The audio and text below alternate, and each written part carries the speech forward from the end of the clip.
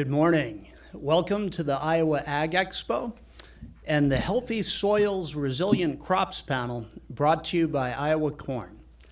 My name is Sean McMahon. I'm the Executive Director of the Iowa Agriculture Water Alliance. And I'm joined by three great farmers, two from northeastern Iowa and one from western Iowa, that we'll introduce momentarily.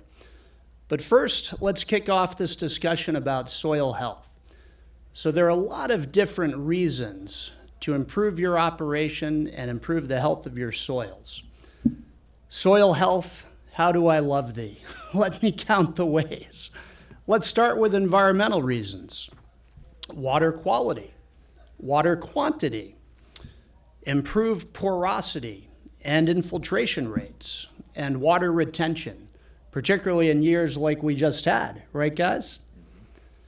Also resilience to seasonal climatic variability, really wet years, really dry years. Also carbon sequestration, reduced greenhouse gas emissions. And of course, with the new markets for ecosystem services, that gets us into the economic reasons to adopt soil health building practices. And there's a lot of that, right? More resilient yields, improved soil functions. Let's not forget soil conservation. That soil's worth money. The nutrients in that soil's worth money. We can monetize that. And then, of course, we're not looking at soil health building practices in isolation. You know, we've got cover crops and no-till and strip-till and even practices like prairie strips. But the value proposition is the biggest when you're integrating that, taking a systems approach, accounting for soil fertility, accounting for weed suppression. When you're looking at the soil fertility, the conservation, the crop life and crop protection strategies integrated together, that's when you can get the big ROIs, the big bang for the buck. So what are the principles of soil health? You've got soil armor, minimizing soil disturbance, plant diversity, continuous living plants during the growing season, and living roots, and livestock integration. And when we talk about improving soil health, we're not just talking about chemistry. We're talking about the physical properties, the soil structure, and we're talking about biology, the microbes. NRCS has a great fun fact that a healthy acre of soil has enough microbes living in it to feed 2 full-grown African elephants. Just imagine that. There's that much biodiversity in healthy living soils. And also, if you improve soil health, you're improving your soil organic matter, you're increasing your carbon. If you increase your soil organic matter by 1%, you've actually improved the ability of your farm to retain water, 1 acre-foot of water for 1%. Really incredible. So with that, I would love to introduce this august panel, and they're going to talk a little bit about their operation and their soil health building practices. So let's start with Tim Recker. Thank you, Sean. My name is Tim Recker. I farm in northeast Iowa, Arlington. Corn, soybeans, and I raise seed corn for Bayer. So my journey, I have a brother that's involved. My journey started in 2012 with the Buffett Foundation. They wanted to know, will you experiment on your farm? Are you willing to experiment? Are you willing to change? And I told them, I'm a tillage guy. I like tillage. We've done it our life. We grew up, when you grow up and your first tillage is a 13-foot disc and a John Deere 40/20, you have passion for tillage. And so we started change. We changed slowly, and we had livestock at the time, and we had the crops that were grown with full tillage, and there's success in full tillage. It was shown by the neighbors around you. All the neighbors did full tillage. If you didn't turn your ground black in the fall, there was something wrong. And so slowly we decided to adopt and take it really slow and start with oats and radish, and we started slowly and moved on from there. I've been in the conservation work. My dad put drainage tile in the ground, so conservation was a big part of our operation. So we had good drainage. We thought we were great conservationists by doing full tillage because we had waterways, we had buffer strips, we had everything that you would have. Your sheet looked really well, except we tilled the soil and we did not do cover crops. So we changed that in our operation. So as we talk about it today, I'll move forward a little bit more about what we've done in our operation, but unless you want me to. Well, one other thing, Tim, you mentioned seed corn. Talk about the advantages for cover crops with that in your operation. So the advantages of seed corn, that crop comes out very early. So by September, the harvest is complete. Before cover crops, the first thing we would do is get that tillage equipment out. It was before harvest, you had nothing better to do. So let's go and turn that seed corn ground black. Let's get it black right away. Because we're waiting for harvest, getting stuff ready for harvest. That was the mindset of all the seed corn producers. Now we are pulling out the planter at that time frame and starting to put rye onto that seed corn ground that's just been freshly harvested. Some of the neat things about that is that you can really get, in September, when you plant rye in September, you can get a really nice green lawn looking in the fall. And so now our seed corn fields, instead of them being black going into the fall, they're mostly green. And to me, that's a great thing. But it takes some mental challenges. You have to be ready to experiment and to change your mindset of what you want to see in the fall. And believe me, the neighbors talk about it when you have green fields. I'm sure they do, Tim. That's beautiful. So you're doing cover crops ahead of beans. You're doing no-till. What are the differences you're seeing now in your soils? So the interesting thing, we started slow and we used radishes and oats because tillage was so important to us. We didn't want anything to overwinter. The first thing I told people, I said, we want that stuff to die so I can hit it in the spring with tillage equipment. That was our mindset. Yeah, it was nice to have those green turnips and radishes and a little green oats, but that was fun for a couple months. But come spring, everything's brown, we're ready to plow it under. The funny thing is we didn't plow it under. We actually no-tilled into that mat of radish and oats, and it actually performed really well. We started to see benefits. We did that for 2 years, and we decided, you know what, why not just take the plunge? Let's try some cereal rye. We tried cereal rye, just as easy to implement. We got over the idea that we could not plant, that we couldn't plant, we didn't have to plant in black dirt. We could plant in rye, and I coined the phrase thigh-high rye. I love planting in thigh-high rye. And we planted into it green, and basically the first year we did it, I rented ground from my parents, and of course, you go to the coffee shop, and they're all asking, "What's Tim doing? Didn't he rent the farm this year? Didn't he plant?" I actually had it already planted. You just couldn't tell. The rye was so tall, and I had neighbors that said, "Well, you're letting the farm grow up into weeds this year." So that was the early. This was in 2014 or 15. When you see a field that's green and you're planting into it that tall, you get a lot of looks. You get a lot of looks from the neighbors. So what we found, long story short, every year that I plant beans into thigh-high rye, I have 5 to 7 bushel better beans. Compared to, we still have one farm that's my brother's, and he doesn't plant cover crops, so it's kind of our farm that we can compare against. So he doesn't do cover crops, everything else gets cover crops, and we always got better beans. And so awesome. Thigh-high rye, you heard it here first. Now, if only April rhymed with rye, we got to do something about that. Then we could get a date to work into your rhyme. All right, well, thanks so much, Tim. Let's go over to Curt next. So, Curt, very different operation. Curt farms the very fine, deep, thin, well-drained, lush soils of western Iowa. So tell us about your operation. Yeah, you defined them pretty well. They're well drained.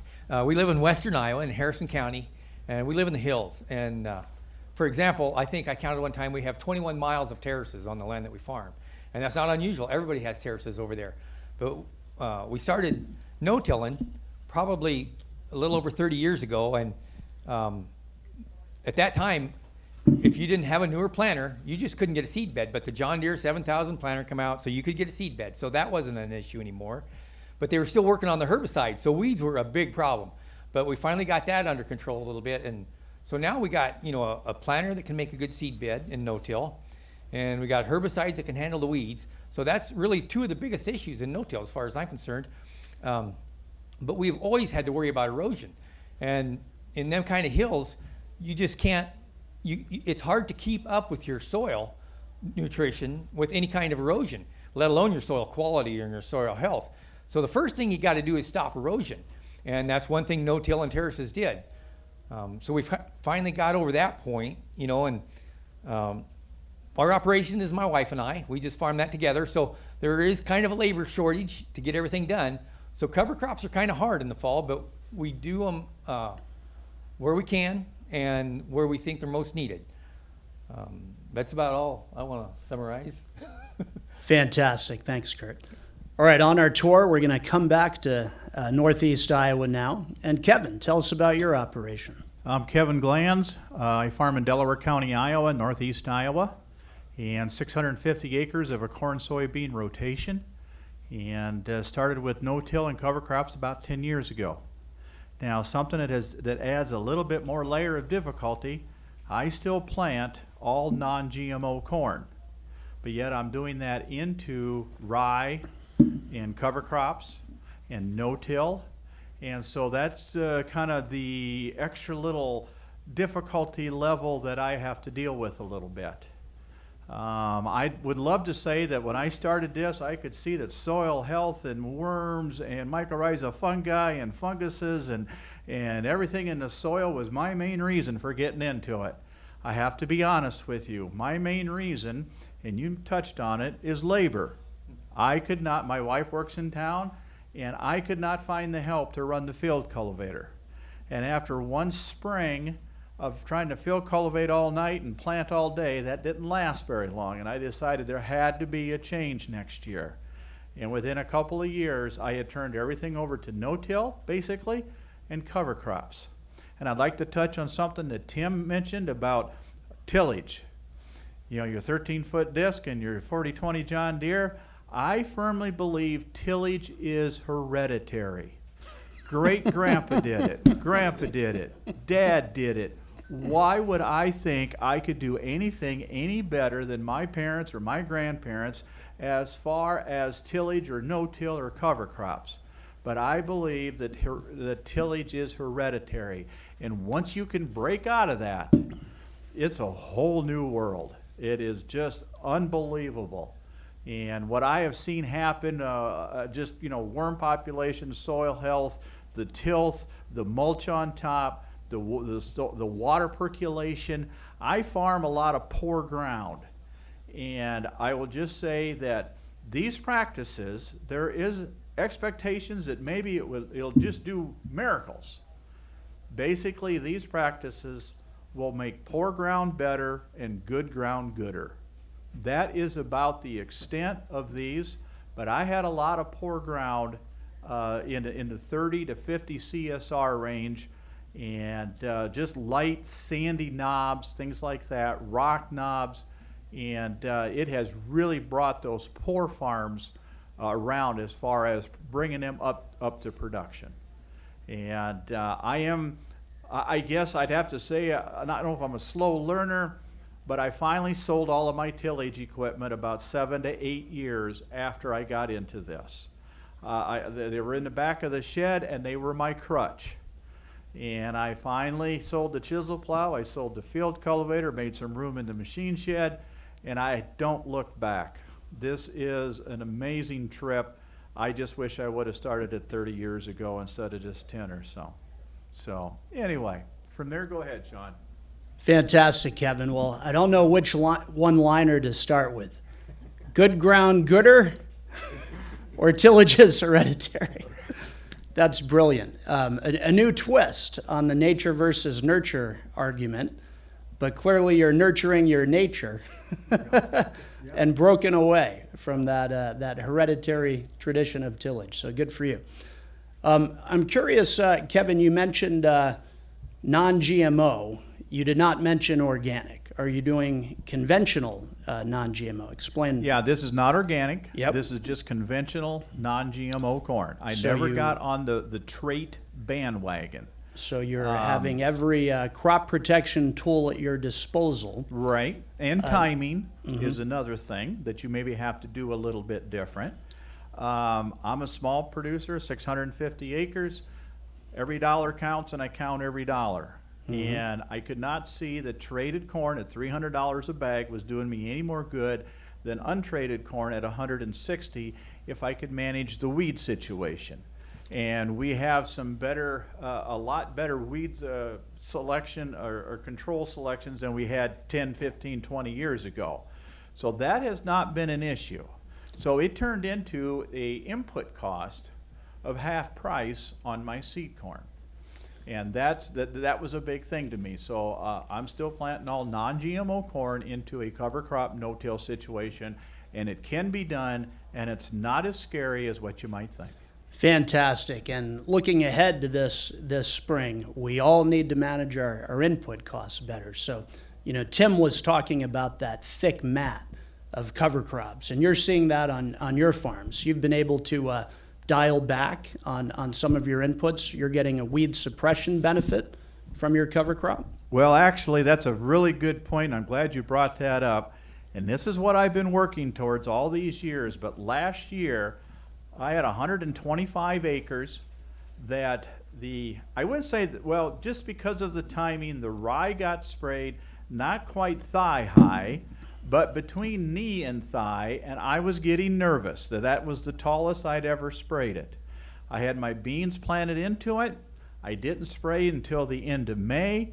It laid down and made such a nice mat. I had 125 acres that I did not have to respray the second time for weed control.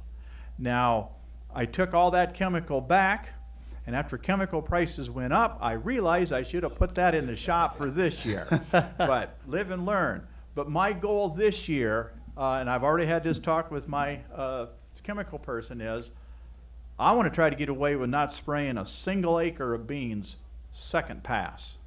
That is where you can make money in no-till and cover crops. Make the cover crop work for you. And little signs don't pop up and say, well, you don't have to spray here, you don't have to spray here. You have to go out, you have to monitor it, you have to walk your fields a little bit, you have to see what your weed pressure is. And but yeah, I had 125 acres. That was the neatest thing I've been working towards. Finally, I accomplished that. And this year now, I upped my rye a little bit last fall for a little thicker mat. And so I'm really looking forward to seeing how is the weed control in the bean situation this year. So that was exciting last year for me, just personally. Just a little fun thing that, wow, I finally got it to work the way I wanted to. Thank you, Kevin. Go ahead and pass the mic to Curt. So let's talk about resilience. Soil health building practices, cover crops, no-till, strip-till, other forms of conservation tillage, high residue. They help to armor the field. They help to protect against the seasonal climatic variability. We had a really rough year last year, but a lot of folks had really good yields to report. I think back to 2012, it was reported that having cover crops and no-till that year gave farmers a 12 bushel advantage for corn. Curt, it was probably a little rougher in Harrison County in western Iowa than a lot of the rest of the state. Tell us about your experience last year and over the recent years and any resilience you're seeing in your operation from your soil health building practices. Yeah, I'm just 100% convinced that when you get that soil healthy, it's going to absorb more water and it's going to hold it for when you need it. And last summer we needed it. You know, we got timely rains, but the crop had to get through to them timely rains. And with them roots going deeper and more available moisture, it just seemed to make the crop resilient. Our corn, there was a short period of time where it started to wilt a little bit, but it was never really hurt. We had a fantastic crop, and it's just been consistently getting better. It seems like our water profile in the soil. And, you know, some of them hills, they dry out pretty quickly. I can remember when I started farming in 1974, and that was a dry year, and I remember we plowed and we disked and we cultivated 3 times. And the last time I cultivated, you was just moving them clods around, you know, on them side hills. I thought, man, there's got to be a better way, and it took a while to figure it out, but I think we finally got there. 74, 88, 12, and now 21. I mean, we've had some dry years, but the yields haven't quite gone down. No, like they used to. 74 was terrible. 88 was pretty bad, but even in 12, I mean, we'd made a difference by then, and the yields weren't dropping near as what they did in the past when we just tilled so much. But it takes a while for the soil to get built up, even no matter what you do. So over the 30 years that we've no-tilled, I mean, it's really starting to show up now, I think. And, you know, we do a few things like we haul manure. We got a lot of neighbors with cattle. They work in town, so they don't have time to handle their manure. So we stockpile it in the summer and then spread it in the fall. And my wife and I kind of think it's like feeding your livestock, you know, the microbes in the soil and everything. It's just so good for the soil. And even since we've done that, we've seen the poor ground really blossom. Wonderful. And as Ben Gleason with Iowa Corn likes to point out, you know, even if you're not doing no-till or you're not doing strip-till, you've probably lowered your tillage intensity over the last decade. And that also confers a bump or a benefit for resilience because your soil organic matter increases. You might have more residue or stubble as a result. So Tim, I know you've, on your soil health journey, you've seen a nice bump in your soil organic matter. Talk about resilience in your operation over the last decade. So when we could tell the 40 years that I've been farming, almost 40 years, we could see the erosion happening. We got into the construction business, and our job was to build waterways. And the reason we built waterways is because all the dirt was running down and there was cuts, and you had to repair them. And that was we called it, the 10-inch rains we would get in the spring, we called it job security. Because our heavy black soils that didn't have really good water infiltration would tend to have some pretty big cuts in that you would have to fix and put waterways in. What's amazing about once you're on a cover crop bandwagon, and this is the one thing the last thing we probably thought was important, because we were looking at all the other benefits, you know, compaction because of seed corn, that was our biggest issue at the time. But the water infiltration that we get into our soils, and the water does not run in the springtime of year. So when you get the thaw, the winter thaw, that was another great time where there's major erosion in your fields. We don't see that anymore. We're also not seeing the disease in soybeans because when that water runs, soybean cyst and sudden death, there's some problems that happen in your fields. We're seeing less of that. So something's happening. Now, I can't explain it, but something's happening. I think it's not having water splash up on the plants. We're getting water infiltration into the field. And to me, that's one of the benefits that we did not intend to have out of doing cover crops. We were looking at totally something else. Water infiltration now is probably my biggest factor. The other thing in our heavy black soils, we thought that having thigh-high cover crops, there's no way you can get in there and plant them first, right? You got to dry your ground out. You got to have tillage. You got to make them black. You have to have sun, heat. You can't dry out ground with cover crops. It'll dry out that top 2 inches. You can plant on that first before your tilled ground. That's another thing that we didn't think we would figure out. We thought a green mat of cover crops, you got wetness underneath and you can't plant it. That's That's ready way before any of the conventional till ground is. That was the old mindset, right? The old But- mindset. But you've seen changes in the ground, right? You have macropores now. You probably have earthworms coming back. You've got the increased porosity, the better infiltration rates. So you mentioned how you're cutting down on SCN and other diseases, and of course the corn doesn't want to have wet feet for too long too. It's all about it's about air-water ratio in the soil. When you have that, that cover crop does help make sure that that we're getting that ratio. Once you do it, it's mostly psychological. Once you do, it's the hardest thing you can do is go out there into a field that's totally green and say we're going to plant. With today's planters, we don't need anything special. We really don't. We need to have good down pressure. We need to have good seed to soil contact. You need to close that furrow up. There's not, and most of the planters in today's world will do that very easily.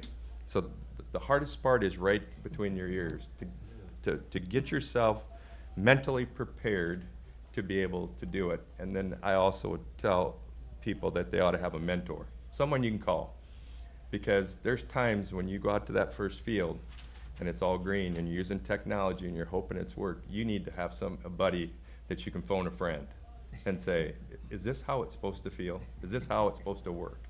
And they'll tell you, yeah, you're doing fine, and you just keep moving. My wife says sometimes I need a chisel plow between the ears, so maybe don't get rid of all that equipment quite yet. Let's go back over to Kevin. So, we've heard about the economics as far as weed suppression. Great benefit from cover crops. But let's, I know you really like to manage your input costs, Kevin, and it's an important year to do that. Let's talk about, nutrient use, nitrogen use efficiency. Obviously, nitrogen is going to be very expensive. Talk to us about the reasons along those lines for adopting soil health building practices. Excellent point, Sean. I'm glad you brought that up. I'm kind of a detailed person, and I play the numbers. And before we started the no-till cover crops, we were growing a bushel of corn, and it took about 1.1 to 1.2 units of nitrogen, of purchased nitrogen, to grow that 1 bushel of corn. I have now whittled that down to about 0.7 units of nitrogen, of purchased nitrogen. I got to throw that in there. Yeah. Purchased nitrogen per bushel of corn raised. I've almost cut my nitrogen use in half. Now here again, it takes scouting, it takes monitoring. There's no little signs that pop up and say, you can cut back here, you can cut back here. There's nothing like that. Actually, what I started doing was cutting back about 10 units a year, and then watching my scale and watching my numbers, and my numbers were actually still improving. So then the next year, so I've kind of done it methodically a little bit. It's not great, it's not hard research, but on my farm, with my numbers, I was very satisfied what was happening. So I'm down to about 0.7 units of purchased nitrogen per bushel of corn raised, following a bean rotation. I want to make sure that is noted, that on a corn-soybean rotation. So that was another great way. I want to throw in fuel use. Fewer passes. I have cut down, and I am basically at 4 gallons of diesel fuel per acre in and out. And were you measuring that over time? What were you, 5-10 years ago? We were probably up with full tillage and everything, up around that 15. Wow. I would say 12 to 15. Market difference. So today, after the major run-up in diesel fuel prices and stuff, actually the money I save on diesel fuel pays for my cover crop. When people say, how do you pay for this? How do you pay for that? Hey, you start using the money you're saving other places. So my cover crop practices really aren't costing me a dime, because basically of just the diesel fuel I'm saving today, let alone the nitrogen and that. So, but like I say, you've got to scout, you've got to look, you've got to take. It doesn't give it to you. You got to take it. And to implement a cover crop no-till program and not change anything else, or not think anything else needs to be changed, you're really just going the wrong route there, and that. So if you've seen my little top 20 list on the table there, your end goal will dictate your beginning. You have to figure out, what do you want this cover crop to do? My favorite discussion is when I talk to people about cover crops. They say, you know what? I think I'll try that cover crop thing and see if it works. And my question to them is, what do you want it to do? What are your objectives? Well, I want to see if it works. What do you want it to do? And you can go back and forth all day like that. You want to start with your end objective next spring, and that will dictate your beginning with it this fall. If you've got cattle and you want to grow some feed, that's different than your erosion situation. That's different than your seed corn situation. You have to figure out what is your end goal, and that will dictate your beginning. So. Well said, Kevin. Let's go back to Curt. You know, Curt, you have said that you're convinced that the soil health practices that you're incorporating are giving you yield bumps. You know, the Soil Health Institute came out with a great study last year saying that farmers who are doing no-till cover crops, they're getting a $45 per acre advantage. The Soil Health Partnership had some numbers along the same lines. Now, obviously, some of that is the managing of the inputs, like Kevin and Tim were talking about, but part of it is the yield. But I'm curious on your operation, do you think you're seeing higher yields, period, because of those practices, or do you think that maybe in the worse years, as far as climate and weather, you're having more resilient yields? The yields aren't falling as much, or is it both? No, I think it's both. I'm really not a numbers guy like Kevin. You can ask my wife. But if something really looks good, looks healthy, that's what I like. And the no-till has just continued to build the soil health to the place where the crops never look like they're hurting. And to me, that's a success. You know, one thing when we started farming that first year, the average national corn yield was 89 bushel an acre.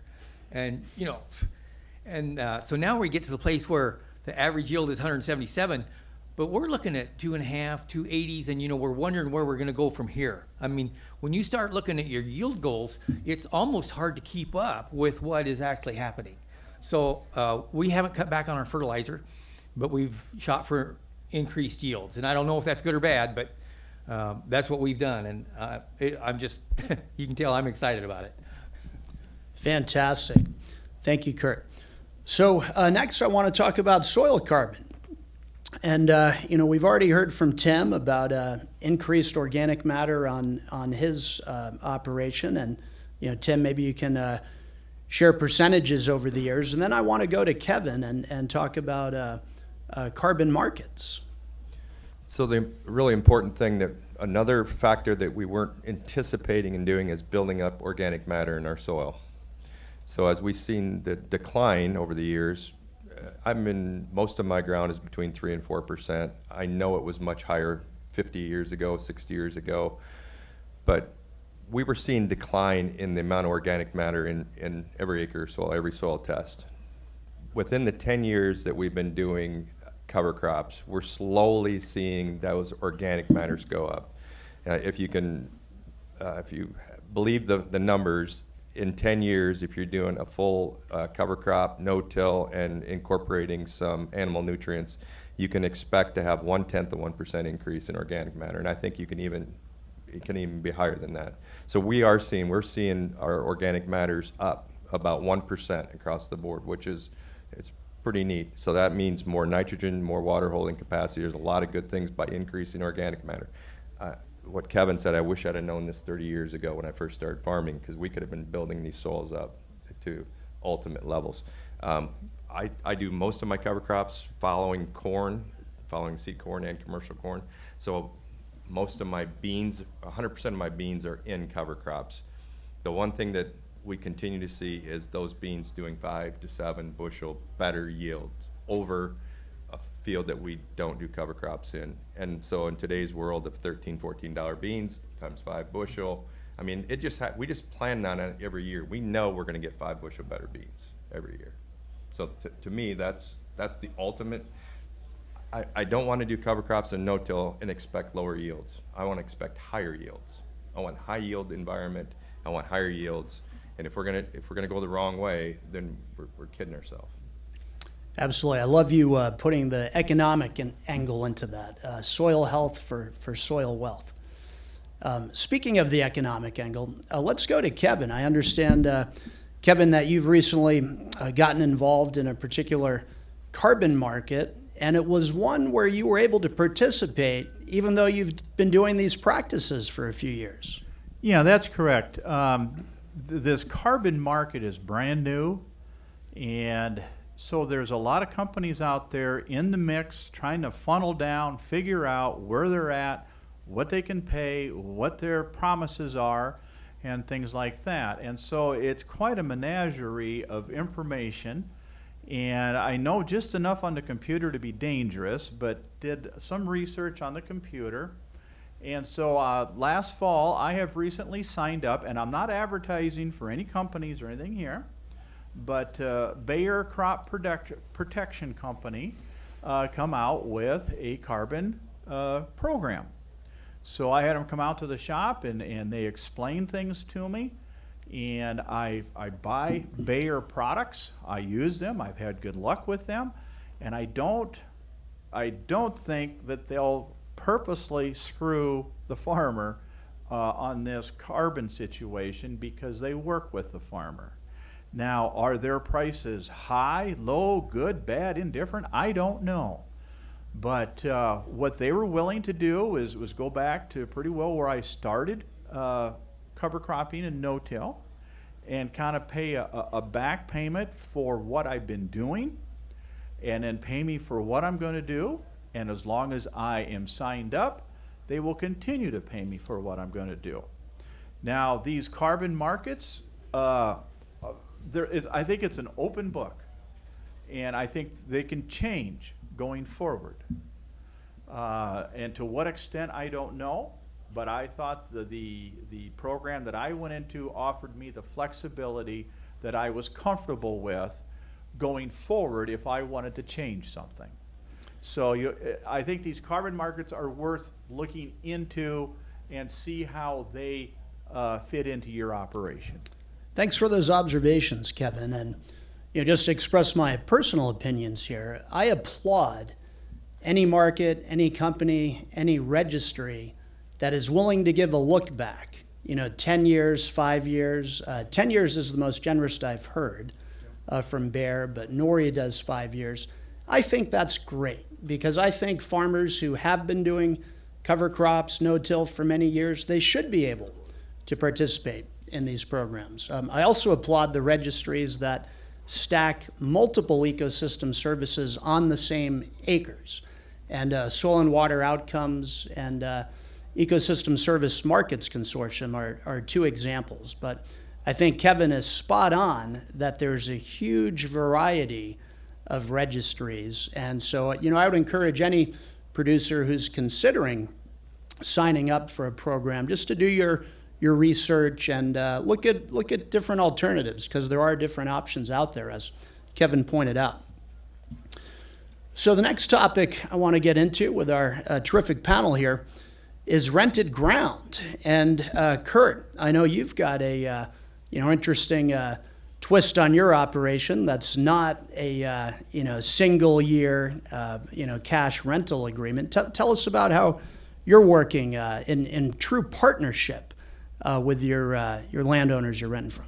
Yeah, we're still kind of old-fashioned. We crop share some land, and we've got a good relationship with the landlords, and they've been right along with us for no-tilling from the time we started. We haven't hit cover crops quite as much with them, but they share in the costs where we do use them in the highly erodible areas or something. And it's been a good relationship, and they want healthy soils just like we do. They know that the value of their farm is going to be worth more in the long run. When we first started farming, when we were young, we'd get out of high school, and I went straight into farming, and we'd want to make a lot of money and hand it down to our kids. Well, that's not the goal anymore. The goal is to hand a healthy farm down to your kids, with good soil profile and everything. That's kind of the goal, and our landlords share in that goal. So it's been a good relationship. That's awesome. So for your operation, it's really about legacy Yeah. that motivates you. That's great. Curt, any advice you would have to producers out there who are renting ground about how to start that conversation with their landlords? You know, maybe they're doing cash rent now, but you know, how might they get into that sort of deal that you have with yours? Yeah, well, just about anybody that I know that owns a farm wants it to be a good farm. And the more they think about it, the more they want that soil to be healthy. And this is a logical step in that process. And you know, there's always going to be somebody out there that's going to have a cash rent auction, and they don't care. But the people that honestly love their farm, they care. So if you have a good conversation with them, I say that's where to start. That sounds great. So finding those landowners that, you know, really care about leaving their farm a better place for their kids and their grandkids, that would be the most receptive audience, you might say. And in your situation, the landowner's helping to pay for the cover crops, is that right? Yeah, we share the cost, but it's not a real big cost. Sure. But they also share in, you know, if we have to fix the terraces, we got our own bulldozer, so they share in the cost for that. And so, I mean, they understand that it's a partnership, and they want their farm to be good just like we want it to be good. Tim, what's your experience been in talking to landowners you're renting from about conservation practices? So about half of our land is rented, the other half we own. We are lucky enough to have great landlords that really promote conservation and want to see conservation done. If we put together a plan, we have been able to target some of the lower producing areas that we've just, with yield monitors, see that they're just not produced. There's not a return on investment on certain areas. So we've targeted those areas with either pollinators, waterways, buffer strips, and those kind of things. So they like to see that. They really like to see it. But we've been doing that for 30 years. We've been doing these in-field conservation for 30 years. Now that we've got the field, the conservation practices put on, whether edge-of-field practices, in-field practices, now the next step is, can we build the soil better? And that's the part that we're convincing them. And they're fully supportive of cover crops, no-till, whatever it takes. But we fix the soil first. First, number one thing was getting good drainage. In our area, we had to have pattern tile on every acre of ground. And then the next thing is fix those areas that are hurting you. And then the last component, the one we should have been working on originally, was the soil component, getting that soil healthier. And so now we're working on that part of it. So landlords are very receptive to what we're doing, I guess as long as you pay the rent. Tim, you touched on some great things there, you know, including tiling. You know, there's been some really interesting research coming out of Iowa State that shows that increasing your drainage can actually speed up your nutrient cycling, carbon cycling, nitrogen cycling, and that leads to not only yield bumps, which, you know, we all know drainage leads to yield bumps, but also reduced greenhouse gas emissions, less nitrous oxide, less nitrate leaching, so improved water quality. So, you know, just curious if you've been seeing conservation practices kind of work in tandem with drainage to make synergistic beneficial impacts. So the number one thing in our area is just to make sure every acre is drained, tile drained. So there is some problems with drainage tile. There is some leakage through them. Nitrogen is elusive. It goes through tile. But the other thing is the cereal rye is a great absorber of nitrogen. In fact, it's so good, that's why it's hard to raise corn. It takes literally all the nitrogen out of that soil. So putting those two systems together, good drainage and rye, well-established rye or well-managed rye, you got the best of both worlds. That rye is holding all that nitrogen in the plant, not letting it leach through into the tile lines. So we've seen some really dramatic decreases of nitrogen that's leaving our tile line because of the cover crops. And to me, that's a powerful thing. You got both plants, or you got the tile system helps keep that nitrogen carbon ratio right, and then you got the rye that's actually keeping the nitrogen from leaving your farm. Two great combinations. Well said, Tim. Something else you mentioned I want to come back to, that you're looking to put conservation practices on those acres within the field that you lose money on, if you keep in row crops. And that just seems like common sense, but it's really a brilliant strategy. And these days, there's a lot of technology platforms, precision ag platforms that do that. The first one that I'm aware of was the Profit Zone Manager platform from Ag Solver, now acquired by EFC Systems. But they found that between 3 and 20% of the acres within a field lose big money most years. Right. Sometimes there's a hydrologic reason, too wet most years. Sometimes there's a soil health reason. One of the great practices for building soil health now you can do through both CRP and EQIP is prairie strips. For EQIP, if you have maybe a sandy ridge, eroded hilltop, or a side hill with a soil health problem, it could be in prairie strips for a few years and then come back into production. Have you experimented with improving soil health in a place, their practice, and then putting it back into production?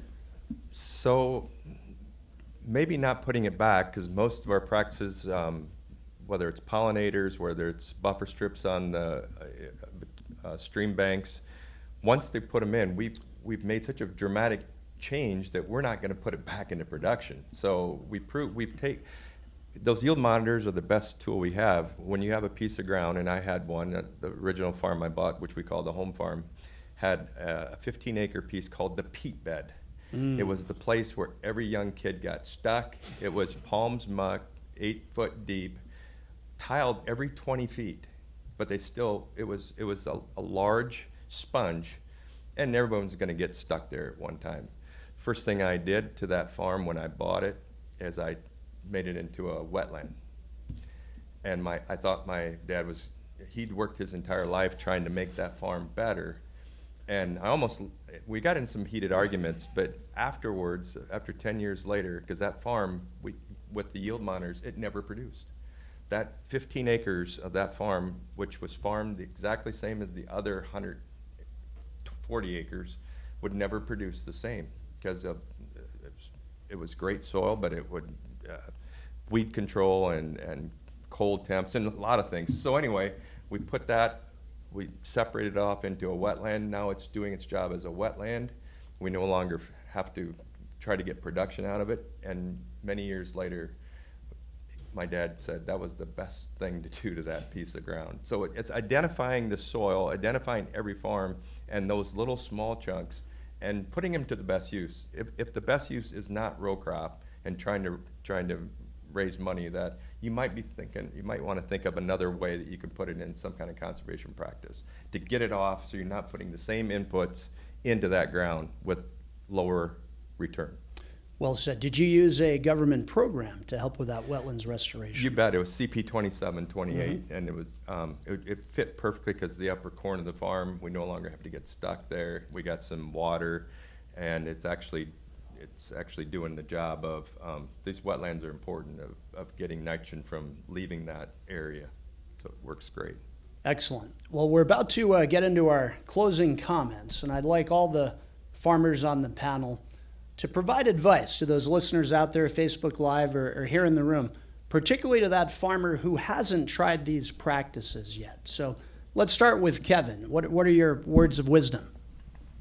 Well, I guess my few words of wisdom is kind of back to what maybe I had said before, but start with your poorest ground and put that into a cover crop no-till situation, because basically it makes poor ground better and good ground gooder. And you'll see the biggest, I guess, bang for the buck, or the best return, starting with your poorest ground, your sandiest ground, and seeing what it does there, and then you can work that into your better ground. And I guess my little last words of wisdom I'd like to share with the audience is, remember, there are no failures in cover cropping and no-tilling. There's just unexpected results. I like that, Kevin. It reminds me of a Thomas Edison quote. There's no such thing as a failure. They only point the way to success. Live and learn.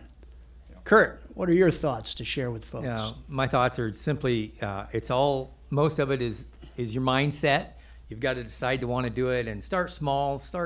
Try anything. Just the thought of trying to start it is the biggest part of it.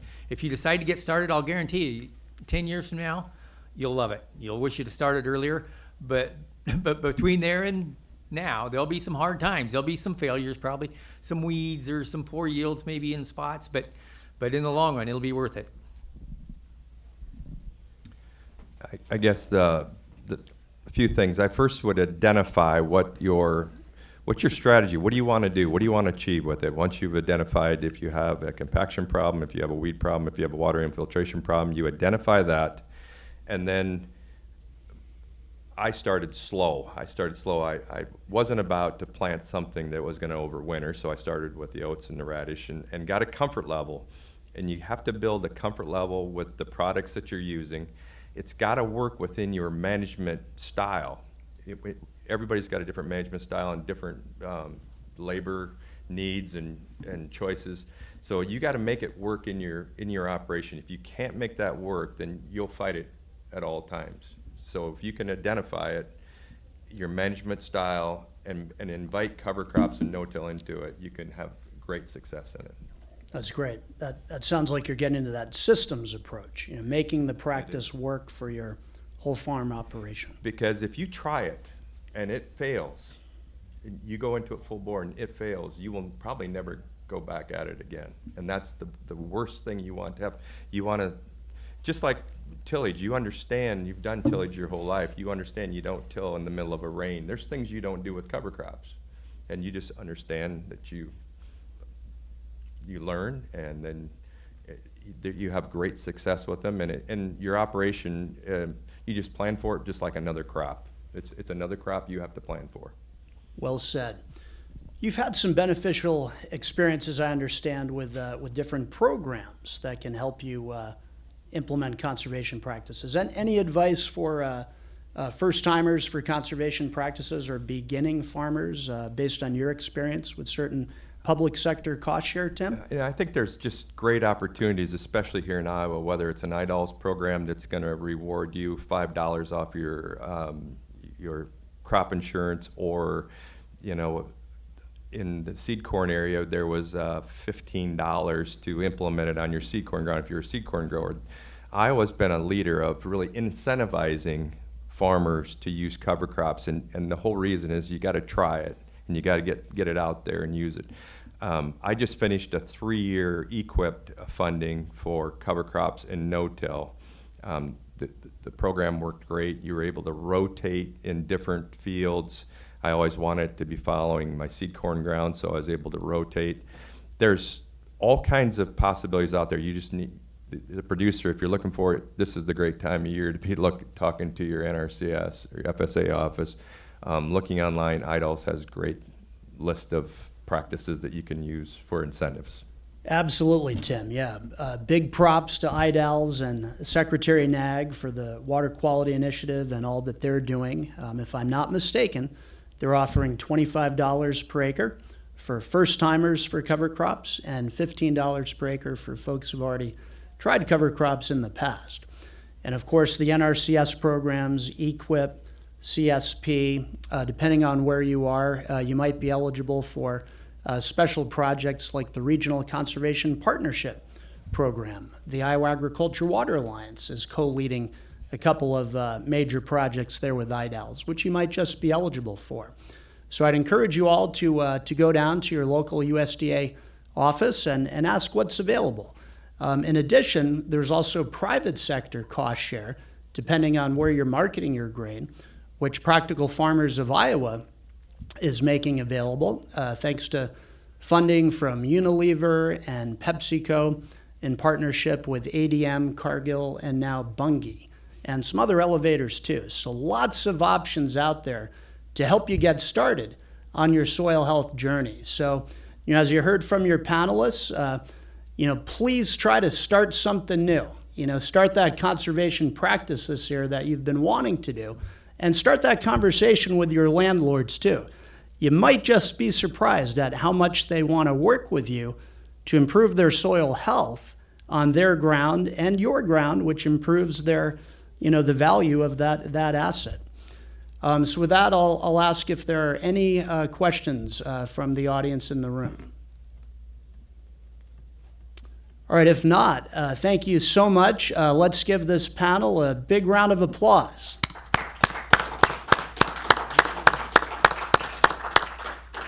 Thank you, everyone.